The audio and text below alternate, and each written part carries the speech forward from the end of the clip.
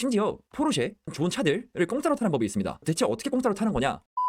안녕하세요, 반갑습니다. 쿼드입니다. 정말 단골 주제가 있습니다. 자동차 커뮤니티부터 심지어 제 유튜브 영상 댓글에도 많이 달리는 단골 질문이 있는데, 월 1000만원 버는데 포르쉐 타도 되나요? 질문을 정말 많이 합니다. 월 얼마 버는데 못 타도 되나요? 이 주제에 대해서 이야기를 드리려고 하는데, 일단 이 질문부터가 잘못됐어요. 왜 잘못됐는지를 말씀드릴 거고, 심지어 포르쉐 좋은 차들을 공짜로 타는 법이 있습니다. 대체 어떻게 공짜로 타는 거냐 설명을 드리려고 합니다. 그럼 일단 월 1000만원 버는데 포르쉐 타도 되나요? 이게 매우 잘못된 질문이에요. 이렇게 해서는 탈 수 있을지 없을지를 알 수가 없습니다. 왜 이게 잘못되는지를 말씀드릴 건데, 왜 잘못되는지를 이해하려면 두 가지 개념을 이해해야 합니다. 하나는 가처분 소득에 대한 개념을 이해를 해야 되고, 하나는 자동차의 지출 개념을 이해해야 돼요. 하나씩 설명드리겠습니다. 가처분 소득의 개념을 이걸 왜 말씀드리냐면은, 월 1000만원을 벌어도 각자 쓸 수 있는 돈이 다 다릅니다. 차를 구매하고 유지함에 있어서 소득 당연히 중요해요. 당연히 소득이 높아져야지 쓸 수 있는 돈도 많을 거고 좋은 차를 탈 확률이 높아지겠죠. 그치만 소득에 비례해서 좋은 차를 탈 수 있는 거냐? 라고 물어본다면 또 그건 아닙니다. 왜냐? 두 가지 가정을 들어볼게요. 월 700만원 소득인데 20대 미혼 부모님과 같이 거주해서 고정생활비가 빵원인 사람이 한 명이 있고, 월 1500만원 소득인데 40대에 4인 가구의 가장이고 외벌이에요. 그 다음에 초등학교 자녀가 2명이 있습니다. 과연 누가 더 좋은 차를 탈 확률이 높을까요? 당연히 소득은 월 1500만원 버는 2번이 많지만 2배 이상 많은데 1번이 좋은 차를 탈 확률이 더 높습니다. 그 이유는 가처분 소득 때문인데, 이제 사업자, 개인 사업자는 법인 사업자는 보면은 사업자에서 영업이익이라는 개념이 있잖아요. 매출이 있을 거고, 매출 대비해가지고 매출 원가, 판매하면서 판관비 나가면서 비용들이 발생해가지고 실제로는 순이익이 얼마냐, 영업이익이 얼마냐,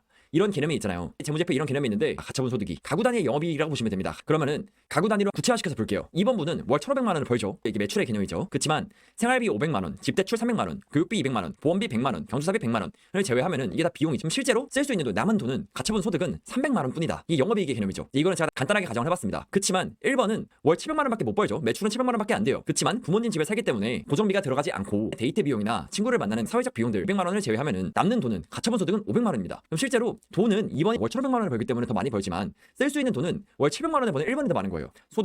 소득이 이제 매출의 개념이겠죠. 비용, 여러 가지 비용들일 거고, 이제 가처분 소득, 쓸 수 있는 돈이 나오죠. 그러면은 소득과 쓸 수 있는 돈은 일반적으로는 비례하겠지만 무작정 비례하진 않아요. 왜냐? 소득이 많더라도 환경에 따라서 가처분 소득이 더 적을 때도 있습니다. 소득과 가처분 소득은 비례하지가 않아요. 어떤 현상이 있냐면은, 나이가 젊을수록 책임질 게 적을 확률이 높고, 책임질 게 적을수록 가처분 소득이 높을 확률이 높습니다. 하지만 나이가 많으면은 여러 가지 책임져야 될 것들이 많아지잖아요. 나이가 많고 상황이 복잡하고 책임질 게 많으면은 소득과 가처분 소득은 정말 기박해요. 누구는 월 2천만 원을 버는데 가처분 소득이 1,500만 원일 수도 있고, 누구는 5천만 원을 버는데 가처분 소득이 1,000만 원밖에 안 될 수도 있어요. 부양해야 되는 가족이 몇 명이고, 자녀가 몇 명이고, 삶의 질이나 그 다른 거에 대해 투자하는 비용이 얼마인지에 따라서 가처분 소득은 정말 기박해입니다. 그러면은 월 1,000만 원 버는데 포르쉐 타도 되나요가 아니라, 가처분 소득이 얼마인데 포르쉐 타도 되나요가 맞는 질문이죠. 월 1,000만 원 버는데 차에다가 100만 원도 못 쓰는 사람이 있고, 월 500만 원 버는데 500만 원을 차에다 다 쓸 수 있는 사람도 있잖아요. 그러니까 월 얼마를 버는데 포르쉐 타도 되나요? 이거 틀린 질문이라는 거예요. 좀 더 정확히 표현하자면은, 가처분 소득이 얼마인데 포르쉐 타도 되나요가 아니라, 가처분 소득이 500만 원인데 300만 원은 차에 투자할 수 있습니다. 그러면은 이 차 타도 될까요? 그렇게 물어보면 진짜 정확한 질문이죠. 근데 사실 그 정도 알고 인지하고 하시는 분들은 혼자서도 이미 잘 하십니다. 보통 이런 거를 물어보는 사람들이 많으신데,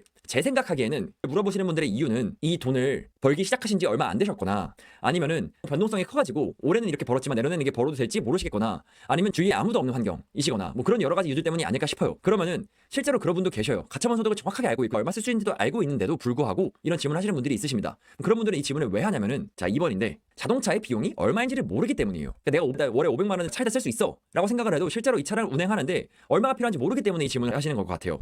그럼 이제 자동차의 비용이 뭐가 있는지를 알고 가처분 소득이 얼마나 쓸 수 있는지를 알면은 이런 질문을 안 하시겠죠. 이제 자동차의 비용이 얼마인지를 저희가 살펴볼 텐데, 이제 자동차에도 여러 가지 금융 상품들이 있잖아요. 리스도 있고 할부도 있고 렌트도 있고, 거기다가 조달 비용이랑 기회 비용까지 고려하면 너무 복잡해지니까 간단하게 현금 차량으로 예시를 들게요. 정말 간단하게. 그럼 만약에 1억짜리 차량을 산다고 했을 때는 얼마나 쓰는 걸까요? 1억을 지급하고 1억짜리 차량을 사왔지만 1억이 다 사라지는 게 아니잖아요. 얼마나 쓰는 걸까요? 그거를 알면은 내가 얼마를 차에 쓸 수 있는데 이 차를 내가 타도 될까? 라는 질문에서 이제 해방될 수 있잖아요. 차량에 들어가는 비용을 크게 살펴보면은 1번은 감가 비용이고 2번은 유지비예요. 이렇게 두 개로 나눠서 봐야 됩니다. 왜냐면 이게 차마다 다르기 때문이에요. 그리고 상마다 다르기 때문입니다. 그러면 하나하나씩 살펴보도록 하겠습니다. 자, 일단 감가 비용. 감가 비용도 차마다 달라요. 그리고 시장 상마다 다릅니다. 그래서 예측하기가 어려워요. 오랫동안 관심 있는 차량들의 데이터를 보면서 분석하시는 게 좋습니다. 일단 간단하게 가정을 해볼게요. 얼마 들어가는지 이해를 하기 위해서 하는 거니까, 간단하게 예시를 했을 때 1억짜리 차량을 사가지고 1년 동안 타고 팔았을 때 9천만 원이라고 가정을 할게요. 그럼 감가 비용으로 1,000만 원이 발생하는 거잖아요. 실제로 시장에서는 어떻게 되냐면, 디테일하게 말씀을 드리면, 제가 엔카에서 있는 여러 가지 자동차들을 이제 데이터를 뽑아가지고 분석을 한 도표인데, 대다수의 차량들은 감가가 초반에 몰려 있습니다. 감가가 다 초반에 몰려 있어요. 감가가 초반 1, 2년쯤에 제일 심하다가 점점 줄어들어요. 근데 이것도 시장 상황마다 복잡하게 엉켜있기 때문에 일반화하기는 어려워요. 그 다음에 현금 차량은 4.6%의 취등록세가 사라진다고 보셔야 됩니다. 1억짜리 차량을 사면 460만 원의 취등록세가 발생을 해요. 이 비용은 사라진다고 생각을 해야 돼요. 거래세의 개념인데, 거래세는 언제 발생하는 거냐면은 차량이 명의가 이전될 때 발생합니다. 거래세가 아까워서 리스 차량이 태어나는 거죠. 리스 차량은 차량 명의는 리스사가 그대로고 중간에 이용자만 바뀌게 되는 거니까 승계수수료 뭐 50만 원에서 100만 원 정도 수밖에 발생을 안 하게 됩니다. 다음에 리스랑 할부 차량들은 금융비용들이 발생을 하겠죠. 금융비용도 정보의 비리칭성이 너무 심합니다. 그래서 제가 정보를 얻기가 너무 힘들어가지고 열심히 알아보다가 카페를 하나 운영하고 있어요. 여기서 궁금하신 사항들은 문의를 남겨주시면 관심 있는 분들도 같이 볼 수 있게끔 답변을 드리고 있습니다. 다음에 차량을 만약에 판매사에서 할인을 많이 해요. 신차가 1억이었는데 갑자기 3천만 원씩 할인을 해. 그러면은 시장에 나와 있는 중고 차량들이 감가가 많이 돼요. 왜냐면은 중고차도 수요와 공급 싸움인데 중고차를 사려고 마음 먹고 있던 사람이 신차가 할인을 많이 안 해. 신차를 출고할 확률이 높아지잖아요. 그래서 중고차 수요가 신차 수요로 바뀌기 때문에 감가가 좀 심해집니다. 특히나 이런 폭풍 할인 정책을 많이 해가지고 배신을 당하는 일부 딜러사들이 있어요. 말은 안 하겠습니다. 그다음에 좀 더 복잡하게 보면은 1억을 현금 주고 샀으면은 그 1억에 대해서 감가 비용이랑 유지비랑 사라지는 게 아니라 이 돈을 이용해가지고 추가적인 소득을 발생시킬 수 있는 기회도 사라지는 거잖아요. 그 기회 비용에 대해서도 다뤄야 되는데 이거는 조금 이따가 스포츠카를 공짜로 타는 법을 설명드릴 때 말씀드리겠습니다. 그리고 겨울철에는 좀 금액이 떨어져요. 봄, 여름에는 금액이 좀 올라갑니다. 이것도 중고차 수요와 공급 때문에 그래요. 그다음에 코로나 시장에 있었던 아주 특수한 케이스인데 신차 금액이 인상이 되고 공급이 감소가 되고 반도체 이슈 때문에 코로나 때 공급 감소가 됐었죠. 그래서 수요 대비 공급이 못 따라오는 경우에 중고차 금액이 오릅니다. 코로나 특수 때문에 있었던 일인데 반복될 확률은 낮을 듯해요. 실제 시장에서는 이렇게 복잡한 것들이 다 반영이 돼가지고 가격이 움직이지만 일단은 1억짜리 차량을 1년 동안 탄 후 다시 판매했을 때 9천만 원이라고만 가정을 할게요. 얼마를 드는지를 계산을 하려고 하는 거니까. 그럼 감가 비용은 저희가 알았어요. 이 외에 유지비에 대해서도 말씀을 드릴게요. 그럼 차량을 유지하기 위해서 기본적으로 다 들어가는 게 있습니다. 유류비랑 보험비 어떤 차량을 타든 간에 다 들어가요. 추가적으로 차량마다 케이스 바이 케이스겠지만 보증 연장이나 경정비 비용 등이 들어가요. 그럼 계산을 어떻게 하는지 간단하게 한번 말씀을 드릴게요. 유류비는 연간 키로수를 대략적으로 알고 차량의 연비를 알면은 계산이 쉽습니다. 기름값이랑 이렇게 대비를 해서 보면 되니까. 물론 이것도 그때그때 기름값이 다르고 연비를 알더라도 운전 습관이나 도심 주행을 많이 하냐 고속 주행을 많이 하냐에 따라 다르겠지만 대략적으로는 얼마 정도 나오겠구나 알 수가 있어요. 유류비는 이렇게 계산을 하면 되고 보험료는 인터넷 다이렉트로 조회보면 나오는데 살라고 하는 차량 있잖아요. 그 차량 중에 중고차 커뮤니티에 나와 있는 차량 하나 찾아가지고 번호판을 보험사 인터넷 다이렉트를 들어가서 입력을 하면은 대략적으로 보험료가 얼마 하는지 알 수 있어요. 제가 26살 때 박스 탈 때 나왔던 보험료인데 980만 원 이렇게 알 수가 있습니다. 근데 이 보험료는 차종에 따라서 운전자의 나이에 따라서 사고 유무에 따라서 운전 경력에 따라서 다 다르기 때문에 직접 다이렉트로 해보셔야지 정확하게 알 수 있어요. 사람들한테 물어봐도 정말 많이 다를 수 있습니다. 신차는 아니면은 그 출고한 지 얼마 안 된 차는 유류비랑 보험비 외에는 크게 들어가는 비용이 없어요. 왜냐면은 각종 소모품 쿠폰을 제조사에서 주기 때문이에요. 엔진 오일, 미션 오일, 브레이크 패드, 에어컨 필터 이런 것들을 다 줍니다. 그래서 뭐 많이 들어가봤자 타이어 비용이나 에어컨 필터, 와이퍼 이 정도만 더 추가로 들어갈 수가 있어요. 근데 물론 이것도 케바케인 게 포르쉐는 이걸 판매합니다. 2년 동안 소모품 패키지를 150만 원에 판매하고 4년짜리를 570만 원에 판매합니다. 미쳤어요 포르쉐. 그 다음에 만약에 보증이 끝나면은 경정비 비용들이 발생을 하죠. 엔진 오일, 미션 오일 등 곡물류들, 엔진 미션 등 구동계통들 이런 것들은 차량별로 금액이 상이하고 언제 얼마가 지출될지로 다르기 때문에 공부가 필요해요. 그럼 저희가 간단하게 계산을 해볼게요. 1억짜리 차량을 타가지고 1년 동안 보유한 다음에 9천만 원에 매각을 했어요. 그럼 얼마가 들어갔을까? 얼마나 쓴 걸까? 감가 비용 1,000만 원 플러스 시동세 460만 원 하면 1,460만 원이 감가 비용의 거래세 개념으로 사라진 거고 보험료 500만 원, 기름값 300만 원, 경정비비 100만 원으로 가정을 할게요. 그럼 900만 원이 1년 동안 유지비로 사라진 거니까 총 2,360만 원의 비용이 발생을 했고 월로 따지면 대략 200만 원 정도가 발생을 했구나. 그럼 내가 월에 200만 원 정도의 지불의사가 있으면은 차량은 타도 되겠구나 계산이 되는 거예요.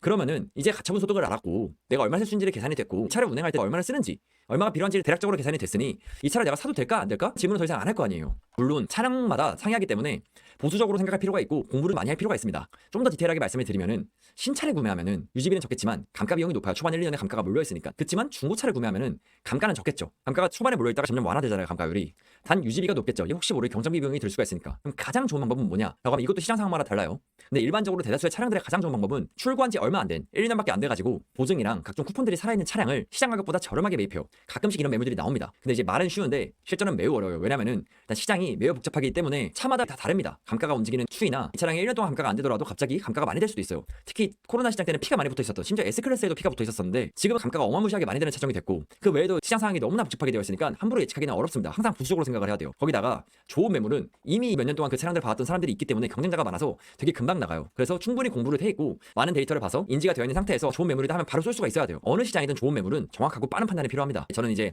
감가 비용이랑 유지비랑 이런 것들이 재밌어가지고 시장을 계속 데이터화해서 분석을 해보고 있어요. 혹시나 이런 게 관심 있고 궁금하신 분들은 운영하는 자동차 관련 커뮤니티 카페가 있으니까 이 카페에 와가지고 질문 남겨주시면은 저도 제 의견이 맞진 않을 수도 있어요. 근데 제가 사용하는 여러 가지 지표들이나 이런 것들을 공유드릴 테니까 카페에서 질문을 주시면 감사하겠습니다. 이제 돌아와서 1,000만 원 버는데 포르쉐 타도 되나요? 그러니까 이제 완전 틀린 질문이고 정확히 질문을 하려면 가처분 소득이 얼마인데 제가 차에 얼마 쓸 의향이 있는데 얼마를 타도 될까요? 라고 물어봐야 되고 그 질문을 안 하려고 하면은 이 자동차의 비용이 얼마인지 자동차를 공부하고 시장 상황을 공부하고 케이스 바이 케이스 차종마다 공부를 해가지고 이 차량의 비용이 얼마인지를 알아서 내가 이 차량 탈 수 있겠구나 라는 계산이 되잖아요. 근데 이 차량을 공짜로 타는 법이 있습니다. 공짜로 스포츠카 타는 법 이해하기 위해서는 정말 많은 개념이 들어가야 돼요. 하나하나씩 설명을 드릴 텐데 이 개념을 모르면은 공짜로 탈 수가 없습니다. 이걸 대체 왜 얘기하는 거야? 싶겠지만 참고 기다려주세요. 제가 하나하나 명쾌하게 설명을 드릴게요. 진짜 공짜로 타는 방법이 있습니다. 최대한 쉽게 간단하게 설명을 드릴게요. 일단 소득과 지출, 자본에 대한 개념을 이해를 해야 되는데 저희가 비용이 얼마인지 알았죠? 현금 차량으로 1억을 주고 사잖아요. 그럼 1억을 주고 살려면은 1억이 있어야겠죠? 그럼 1억을 자본이죠. 돈이 처음에 모였을 때는 액수가 얼마 안 될 때는 작은 돈이지만 돈이 모이면 자본이 됩니다. 왜 자본이 되냐? 이 자본을 투자할 수가 있어요. 그럼 1억이 필요하잖아요. 일단은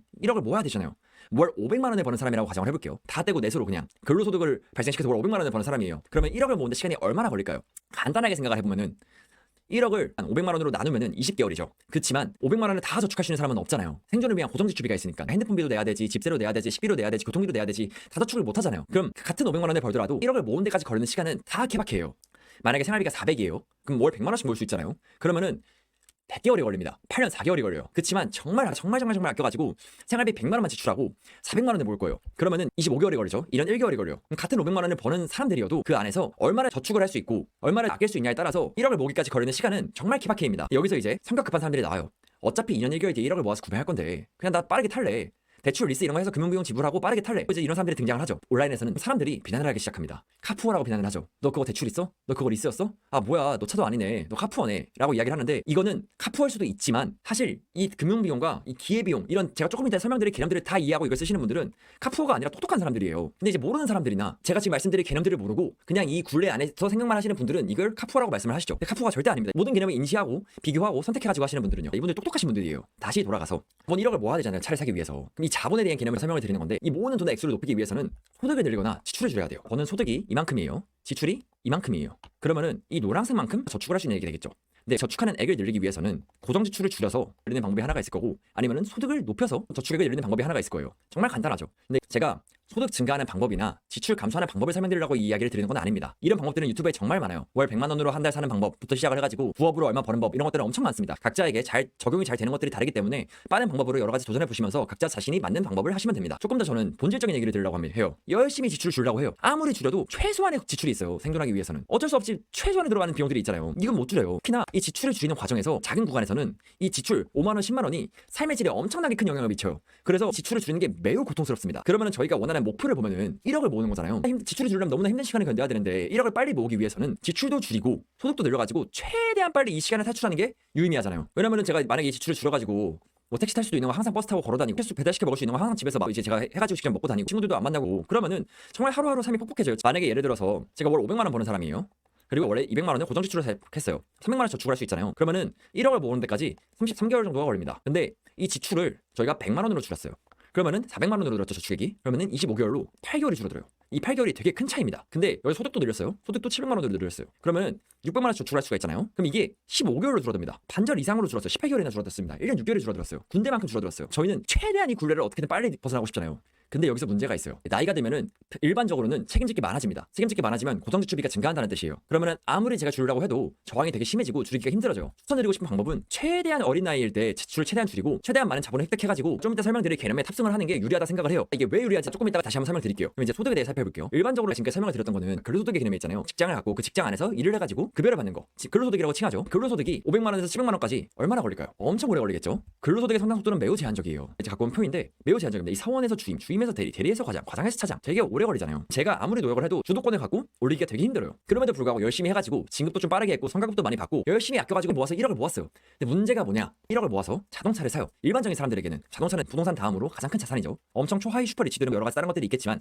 일반적인 사람들 기준으로 보면은 자동차는 부동산 다음에 가장 큰 자산인데 문제는 부동산과 달리 자동차는 감가상각이 자산이에요. 소모품이라는 뜻입니다. 제가 이 자동차를 사가지고 즐거운 삶을 즐길 때마다 감가상각이 돼요. 점점 가치가 떨어집니다. 아까 저희가 계산했었죠 1편에서 자동차를 구매했다는 이유로 월 200만 원의 지출이 발생을 하는 거잖아요.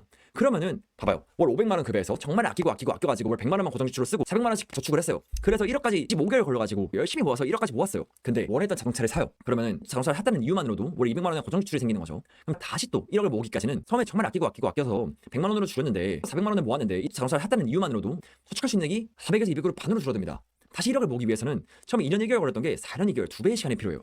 이 사이클을 깨야 됩니다. 이걸 깨지 못하면 평생 이 굴레 속에서 벗어날 수가 없어요. 진짜 무서운 게 뭐냐? 이 굴레를 깨지 않은 상태에서 지금은 월 500만 원의 소득이 있고 책임질 게 적은 나이일 때는 100만 원의 고정 지출에 대해서 컨트롤할 수 있는 여유 룸이 있잖아요. 고정 지출이 이만큼이라고 하고 정말 생존을 위해 필수 지출이 이만큼이라고 하면은 여기서부터 여기까지 편하게 컨트롤해가지고 제가 원하는 만큼 저축을 하면 되잖아요. 저는 정말 무서운 게 뭐였냐면은 생존 필요한 이 고정 지출이 제가 나이가 들면서 가정이 생기고 여러 가지 이유들로 책임질 게 점점 많아지고 이 고정 지출이 점점 늘어가지고 제가 컨트롤할 수 있는 범위가 줄어드는 게 세상에서 제일 무서웠어요. 이게 너무 무서웠습니다. 그러면은 최소한 제가 지금 선택권 이만큼 있잖아요. 나이가 들면은 이 최소 고정 지출비가 점점 늘어나가지고 제 주도권이 사라지잖아요. 그럼 이 고정 지출비가 늘어가는 속도보다 내가 느리는 속도를 빨라야겠다. 이게 정말 무서웠어요. 안 그러면은 제가 주도권을 갖고 제 인생을 사는 게 아니라 제가 원해서 일을 하는 게 아니라 이 주어진 환경에서 어쩔 수 없이 해야 돼서 일을 하겠구나. 저는 해야 돼서 일을 하는 걸 정말 싫어하거든요. 성격이 그래요. 제가 이걸 왜 해야 되는지 인지를 하고 있고 정말 즐거운 마음으로 일하는 걸 되게 좋아하는데 억지로 하는 걸 되게 싫어합니다. 근데 이 상황에서는 생존을 해야 되니까 책임을 져야 되니까 어쩔 수 없이 이 굴레에서 벗어날 수가 없잖아요. 그래서 이게 정말 무서웠어요. 그래서 사실 이 악순환의 고리를 깨지 못하면은 즐거운 카라이프는 존재하지가 않습니다. 만약에 제가 저 고리를 깨지 않은 상태에서 즐거운 카라이프를 한다? 불편한 현실을 애써 외면할 뿐이에요. 아니면은 미래에 대한 기대치를 높게 생각하지 않고 현실에 높은 가중치를 두고 살아가는 사람이다 보네요. 그래서 제가 근로소득의 사이클이 아니라 이 근로소득 외에도 두 가지 종류의 소득이 있거든요. 사업소득과 자본소득. 한 번씩은 들어봤을 법해요. 이 1억을 저희가 자동차를 살 게 아니라 자동차를 살 수도 있는 돈이지만 이 사업소득과 자본소득의 개념을 이해하고 사업소득과 자본소득이 이렇게 자본이 될 수도 있잖아요. 이 개념에 대해서 이야기를 드리고 이 악순환 고리를 깬 다음에 어떻게 하면 공짜로 탈까 대해서 말씀을 드리려고 합니다. 제가 지금 이걸 왜 말씀드렸냐면은 아무리 열심히 저축하고 돈을 아끼고 열심히 해가지고 돈을 벌어도 이 굴레를 깨지 않으면은 평생 즐거운 카라이프는 없어요. 평생 이 굴레 속에서 헤어나오지 못한 상태여가지고 불편한 진실을 외면하면서 즐거운 카라이프를 한다고 그렇게 생각할 뿐입니다. 완전한 해방이 아니에요. 저는 이 굴레로부터 완전히 해방돼가지고 자동차를 완전 공짜로 타서 진짜 즐겁게 카라이프를 하는 방법에 대해서 말씀을 드리려고 합니다. 자, 이 공짜로 타는 방법은 2편에서 얘기할게요. 그래서 오늘은 이 1,000만 원 버는데 포르쉐를 타도 되나요가 왜 잘못된 질문인지와 왜 잘못된지 이해하기 위해 가처분 소득이라는 개념을 이해했고 자동차의 비용을 알고 있으면은 지불의사에 반해서 어느 정도 자동차까지 유지가 가능하겠구나, 내가 탈 수 있겠구나 계산하는 방법까지는 저희가 이해가 됐어요. 그럼 다음 시간에는 어떻게 하면 공짜로 타냐 말씀드리도록 하겠습니다.